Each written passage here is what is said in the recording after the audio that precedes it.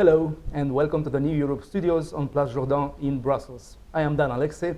With us today, Mr. Vladimir Chizhov, Russia's ambassador to the European Union. Welcome, Ambassador. Good afternoon. This is the second or third time you came to us? I Second haven't time. counted. Let me ask you, it seems you can take Kiev in 2 weeks, apparently. It's been said in a conversation between President Putin and President of the Commission, José Manuel Barroso. Were you there listening? Well, Barroso said so, apparently. I don't know whether it rests with President Barroso to either confirm or deny that. Okay, but you don't know how much time would you need to. Okay. How would you explain to the West the concept of New Russia, Novorossiya, that President Putin used, and apparently it created a lot of panic? Well, it's actually a term that dates back to the times of Catherine the Great, 18th century, when those geographical areas became part of the Russian Empire. It's not something that Vladimir Putin invented. No. It existed. No, and I would say it should be treated, well, just like, reference to several states in the United States called New England. I don't think it has anything to do with current relationship between the United States and Britain. So it's a historical notion It is. covering the... Cover a certain geographical area. That's Crimea and... Well, actually, yes, Crimea too, and the areas of Donbass, so southeastern Ukraine, I would say. But at the time... And the rest was called Malorussia, or Small Russia. That's what we call today Belarusia and No. Ukraine. Belarus is White Russia. And And the rest of Malorussia, Ukraine is centered around Kiev, is the Small Russia. the small Russia. So everything apart from Western Ukraine, which actually was not part of the Russian Empire, and some countries belonging now to the European Union are vividly remembering that they used to own parts of that land. That is today's Poland, Slovakia, and Hungary. In the old days, Austro-Hungarian Empire. But the reuse of this notion of New Russia doesn't put into doubt the Ukrainian identity as a nation. Of course it doesn't. It has no ethnic reference, just geographical and historical. And historical. Then how do you explain the fact that the West sees now Russia as an enemy? The NATO Secretary General Anders Fogh Rasmussen even said that Russia is an unfriendly nation. Where did it start? Well, I think that consciously or subconsciously, it has always been there. I would quote one of the Russian emperors, the lesser known Alexander III, the penultimate one, who said once that Europe is afraid of Russia merely because of Russia's greatness in terms of size. So with Yeltsin, we just had a lull in the relations. I wouldn't call it a lull. It was a period when the Soviet Union collapsed, as you know, and it was a time of major turbulence as far as the economy is concerned, and also domestic politics. So these were difficult times, and More difficult than today? I think much more difficult than today, because Quest for identity. Quest for identity, I would say economic sufferings for a great percentage, a great portion of the population, which is not there today, and also It might come back with the sanctions. No, No. a loss of sense of motherland, which had been perceived as the Soviet Union. And the New Russia that you lost. Including the New Russia. Does Russia feel betrayed by the West, by the fact that the West promised not to expand militarily into Eastern Europe? Some promises have not been kept. Well, a lot of promises have not been kept, including promises that NATO would not expand eastwards. Those promises were oral, they were not put on paper. But in those days, the Soviet leadership, the last Soviet leadership under Mikhail Gorbachev, hadn't, I would say, was naive enough to trust those commitments. How about Yeltsin?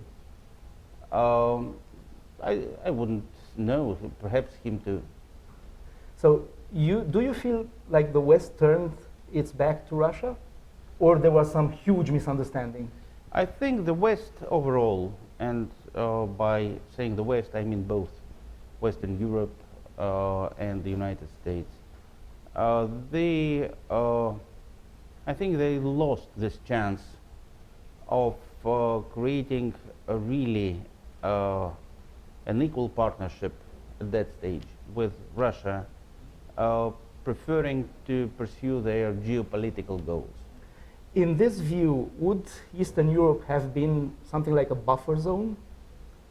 Well, I wouldn't regard it as a buffer zone, but I have a sense that the West regarded these countries as it is regarding Ukraine today, as a geopolitical playground. You said that the sanctions do not affect the day-to-day life of the citizens. I didn't say so. So they do affect the life? They do affect in the sense that they are serving as a huge impetus to develop domestic production, be it of food or industrial goods. You are talking about a positive effect of the sanctions? Yes. The negative effect, yes. Some Russians may miss some of the particular French cheeses. And in cultural and moral terms, the young generations who are dreaming of the West? The young generations, I don't think they were dreaming of the West. They're dreaming of their own country being treated as an equal, the way it deserves. Moscow says it wants to protect the rights of Russian speakers in Ukraine and in what you called New Russia. Across the world, I would add. Across the world, including in Kazakhstan, we heard recently. Including in Western Europe, including in the Baltics. But this scares the Baltics, where there's a sizable minority living there. Probably because they fail to understand what protection of minorities is. What they have been neglecting their own minorities for over 20 years, actually mistreating them. You know, when the Soviet Union was collapsing, the three Baltic republics organized referenda which led to them proclaiming independence. And everybody voted, including the ethnic Russians. And I would say the majority voted for independence. But the next day they were told, okay, we don't need you anymore. You can pack and go. Even today, the seats allocated to those countries in the European Parliament are counted on the basis of the overall population, though the Russian-speaking minorities are deprived of voting rights. Yes, but on the other hand, we all know that the three Baltic countries were never accepted as part of the Soviet Union by the Americans, by the United Nations. They had a separate status.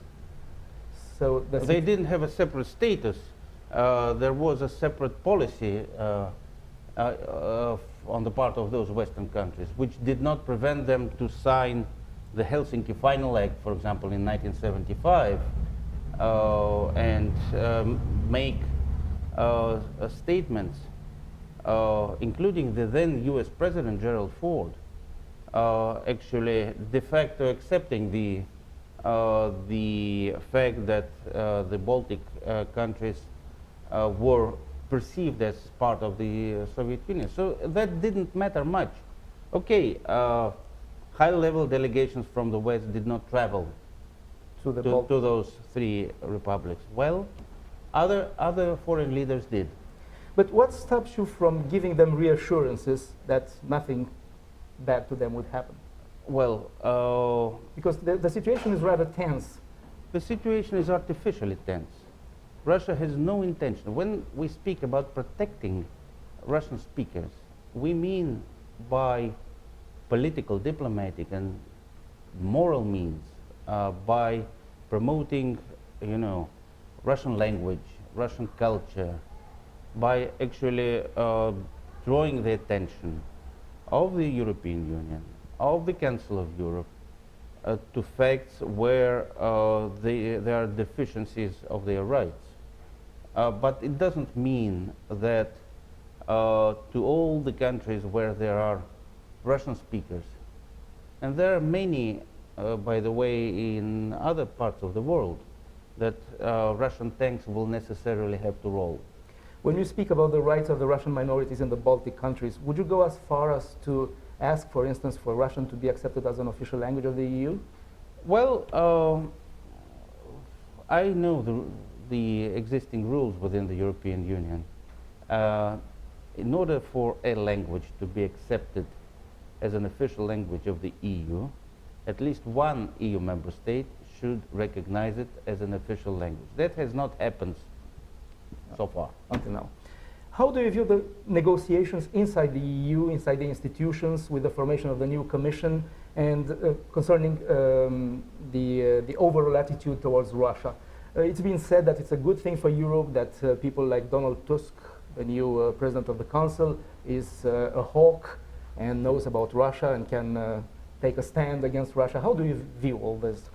Well, I trust that whoever is in charge within the European Union in those posts, including the posts of President of the European Council, President of the Commission, High Representative, and members of the Commission, which we have yet to see, that all of them will be reflecting the common position of the European Union, and not their national, and of course not their personal positions or views or ambitions. Well, in the case of Tusk, it's not his personal position, it's Poland's position. Poland had always had a defiant attitude towards Russia. Well, should I quote the treaty of the European Union, which says that persons delegated to those posts should be elected on the basis of their meritocracy and independence, meaning that whoever is, I will repeat, whoever is in charge should be reflecting not the national position, but the position of the EU as a whole. On the other hand, the future, apparently the future High Commissioner for Foreign Affairs of the EU, High Representative Federica Mogherini, has been said to be Russia-friendly. How do you view this? Well, I didn't say that. Some people did, but I think that what I said about the previous individual fully refers to her as well. In the West's attitude of defiance towards Russia, there are many elements. One of them is the new law concerning the NGOs in Russia, viewed as foreign agents. Don't you think there is a basis for mistrust there? Well, there is an evident mistrust on the part of the Western countries, perhaps based on misunderstanding. Actually, the term foreign agent was borrowed from the existing US legislation. But we are in Europe. Yes, but we're all in the OSCE, aren't we? And the OSCE is the place where these issues are discussed. So why blaming NGOs that get some financing from abroad? Nobody's blaming them. They're only requested. But they have to register separately. Only those who are engaged in political functions, only those should register. And not to the extent as they are in the United States, and where they have to fill in questionnaires for the FBI of dozens of pages. Yeah, but again, we are in Europe. How about of course we are. How about the soldiers' mothers? The situation in many European countries is not entirely different from that of the United States. What countries? Well, I would refer to the United Kingdom, for example. France too. And how about the soldiers' mothers? They have been blamed recently as being foreign agents as well. I haven't seen any claims of that sort. You haven't? I've seen dozens, if not hundreds, of Ukrainian soldiers' mothers demanding the resignation of the defense minister and Of Ukraine. Yes, and actually appealing that their sons should be brought back home and not used as cannon fodder in a war against their own compatriots. What is Russia's most recent position concerning the events in Ukraine? What would be acceptable for Russia as a status for those regions where we have something like a civil war today? You know, Russia's position has been consistent all throughout the Ukrainian crisis. It's not a crisis that Russia invented or created. It was created by other people. And if you like, I can refer to some benchmarks along the way. It all started from a simple decision by the then president Yanukovych not to refuse to sign, but actually just to postpone the signing of the association agreement with the European Union. In November last year. Yes, in November last year. Because as he explained, he needed some more time to study the document and its implications, which was a perfectly legal concern and a fair assumption. Unfortunately, some people, including some, the younger generation students that had been indoctrinated for years under different Ukrainian leaderships, that association agreement is almost the same as joining the European Union, that they would be able immediately to travel without visas to the European Union, to live and work there. Some, I assume, had already packed their bags. Well, this is but this was, I would say, spontaneous reaction. But in the course of the winter, it evolved into something different. There were, only in the beginning, there were EU flags floated on Maidan. A few weeks later, you wouldn't see a single one. There were no portraits of Barroso, not even Cathy Ashton. There were portraits of Stepan Bandera, well-known war criminal, and the leader of a nationalist pro-Nazi movement in the Second World War. Now, on the 21st of February, 3 European foreign ministers, the German, the French, and the Polish, together with Yanukovych and the then opposition, the 3 leaders of the opposition, signed a document. It was not Russia's initiative. a memorandum of understanding. A memorandum of understanding, on the basis of which Yanukovych committed himself to not to introduce martial law, state of emergency, to withdraw the police and the special forces from the center of the city, to agree to a constitutional reform and early elections. He delivered on everything. And he offered the formation of the government to the opposition. Of national unity. Yes. So the then opposition committed itself to stop violence, to vacate the seized buildings in the center of the city, to agree to constitutional reform, but first and foremost, to set up a government of national unity. 2 days later, the document which bared the signatures of 3 European foreign ministers was thrown out. And the same 3 leaders of the opposition claimed, we have established a government of victors, of winners. Then who the losers are? And all along the conflict, the Kiev authorities failed to deliver on every single of their commitments. But if there was an understanding, why did Yanukovych run away? At the moment, when all this happened, and it was a coup d'etat, there you couldn't find a different term for that. He was in the country. He later fled because he feared for his personal security. But before he fled, he delivered on all his commitments. He did not declare state of emergency. He did not. He pulled out the police and the special forces, and he agreed to constitutional reform and early elections. And by the way, the agreement provided for a certain sequence of those measures. First constitutional reform and then elections. What we saw was the opposite. A government of winners, early elections before constitutional reform.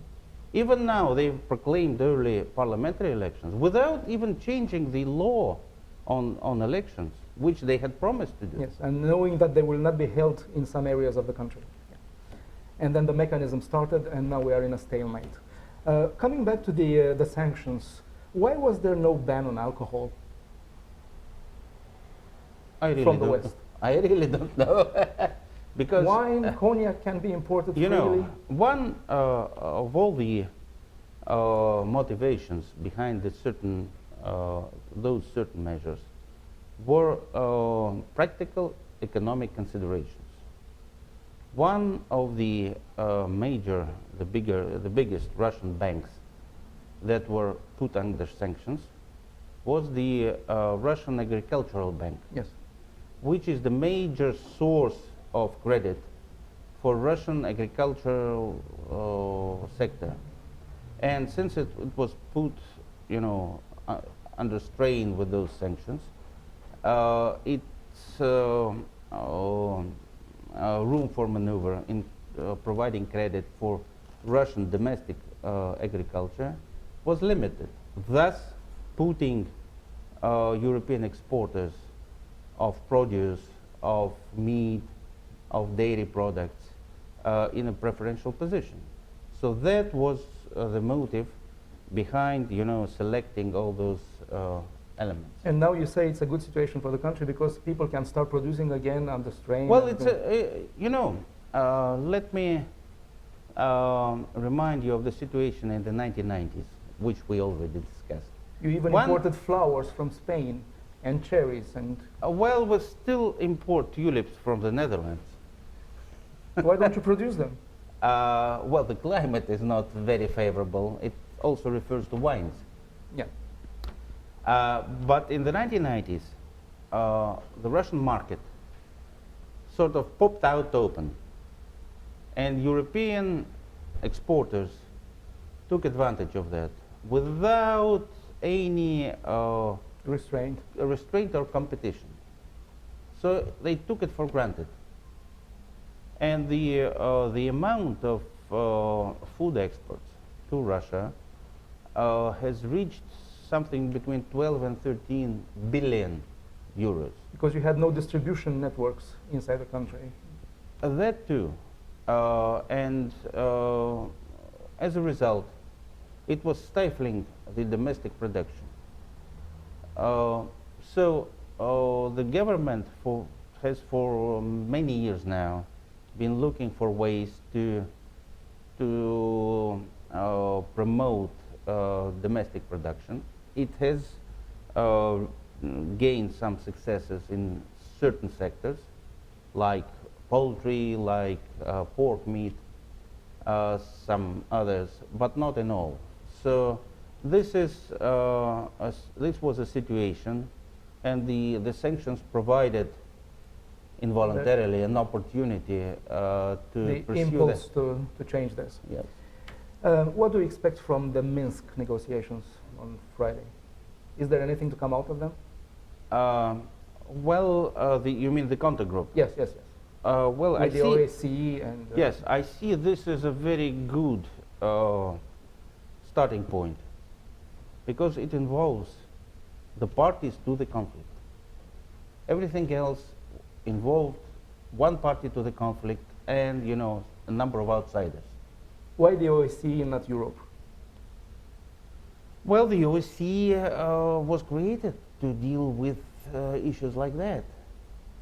So, and the OSCE has proven to be more objective than the EU, I will claim. The OSCE has produced a peace plan bearing the name of the OSCE chairman in office, the Swiss president. How did Kiev react? How? It did not accept it.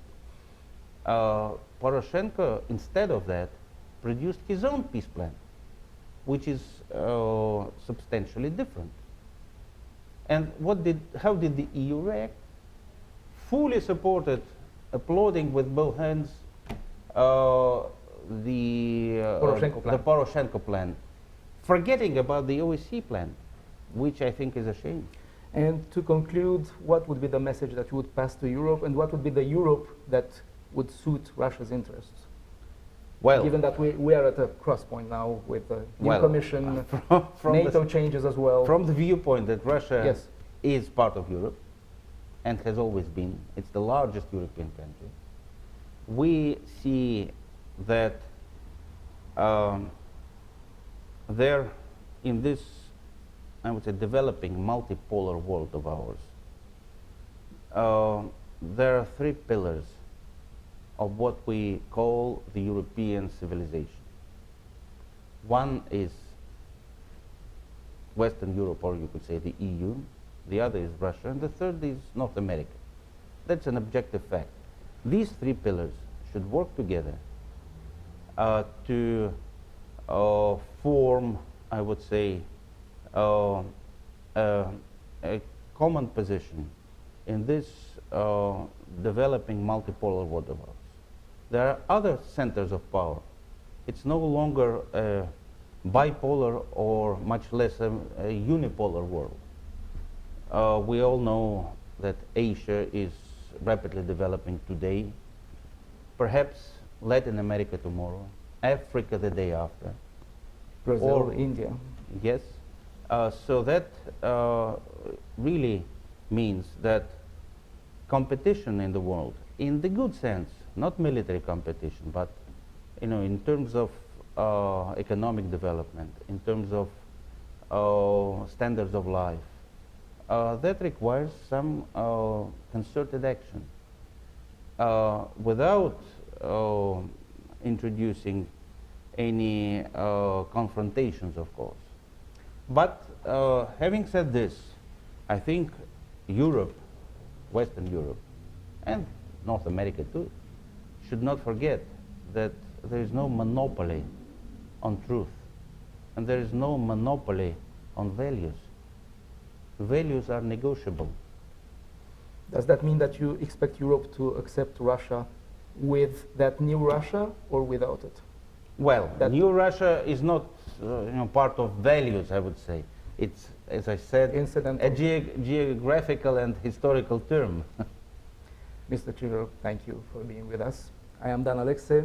We are in the New Europe studios on Place Jourdan. With us today, Vladimir Chizhov, Russia's ambassador to the EU. Thank you for being with us. Thank you, Ambassador. Thank you.